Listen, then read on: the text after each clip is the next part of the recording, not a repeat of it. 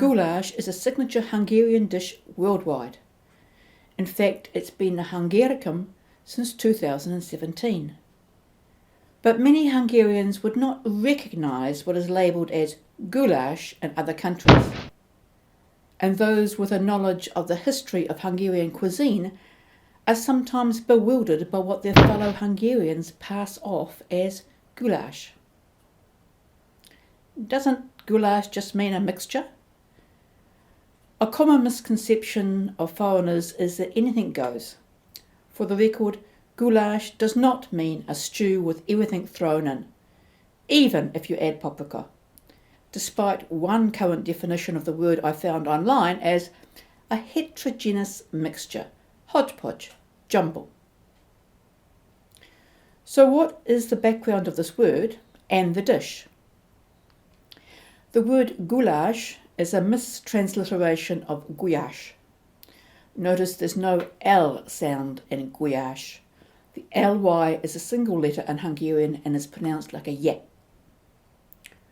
The word goulash was first recorded in English in 1900, which fits in with it being post the Hungarian Millennium celebrations in 1896.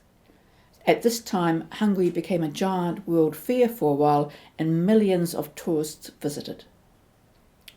The Oxford English Dictionary describes goulash as a highly seasoned stew of beef or veal and vegetables, which is close but not quite. Does goulash have to include beef? The beef is vital and inherent in the word. Gulya is a herd of cattle. Gulyás is the guy who looks after the cattle, usually without a horse, so not really a cowboy. In Hungary that's more of a chikos. I have seen cowboy used as a translation though. Herdsman comes closer. The Gulyás of old lived with the herd. It wasn't a day job where they went home at night. Nor were there convenient shops, or even traders dropping by with supplies. The Gulyás would have to carry what was needed for a week, sometimes much longer. So the Gulyás ate what was on hand, and one of those things was his cattle. We're talking about the Alford, the plains. There weren't suitable little gardens everywhere and orchards of trees or anything like that. And not many settlements either. Gulyás hús, herdsman meat, was the original term for the dish now known as gulyás. And because weight was an issue, the meal was usually dried and then just add water. It was the original instant soup. Poor lavash. On the hortobágy, traditionally gulyás is cooked in a cauldron, bograch, over an open fire. So let's get this straight. Is gulyás a soup, not a stew? Yes, gulyás is a soup, not something you can eat on a flat plate with a fork. Now the thickness of the soup can vary. Caraway, a very famous restaurateur, in the early 20th century recorded 3 types of gulyás, from a watery stew to a thin soup, but none could be served on a flat plate. The meat dish you put on a plate is maybe a pörkurt or possibly a paprika. Both pörkurt and paprika include paprika, but one difference apart from not being a soup is they also can include other meats, whereas gulyás is a beef dish, pörkurt and paprika can use a range of meat. So what is in gulyás? Let's not go back many hundreds of years, because all you would have then basically would be dried meat, salt and seasoning. So let's just go back, say, 100, 150 years. The must-have are fat, usually szalonna, onions, paprika, salt, beef and water. Those are your basic ingredients for a goulash. If you're using szalonna, you render the fat first. That is, you cut it into cubes and you put it in the pan and heat it until the fat comes out, and you leave the pork bits in there. That's part of it.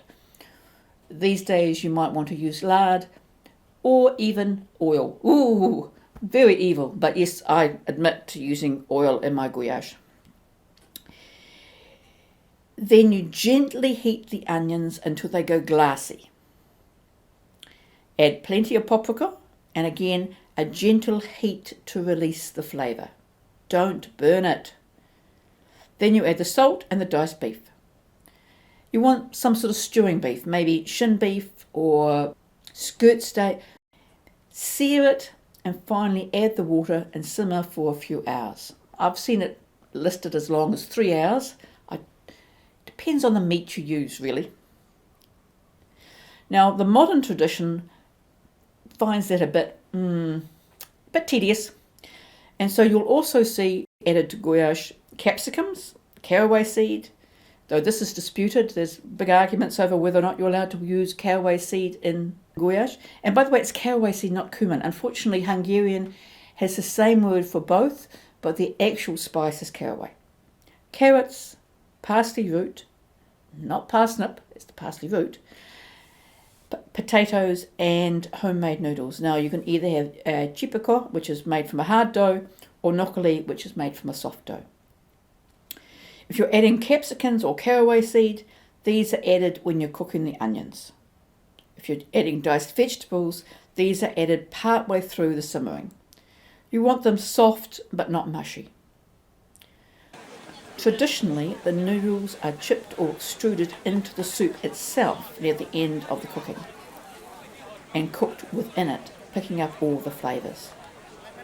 But you can cook them separately in a pot of boiling water and serve them on the side, so people can decide on the proportion of meat to carb. It also means you don't need such a big pot. Some people add tomato. This is very modern, less than 60 years ago, and in my opinion starts pushing it into the realm of a fusion dish. There are some things that goulash never has if it is still a goulash. Flour or roux. You do not thicken a goulash with flour. Sour cream. Nope. Yogurt.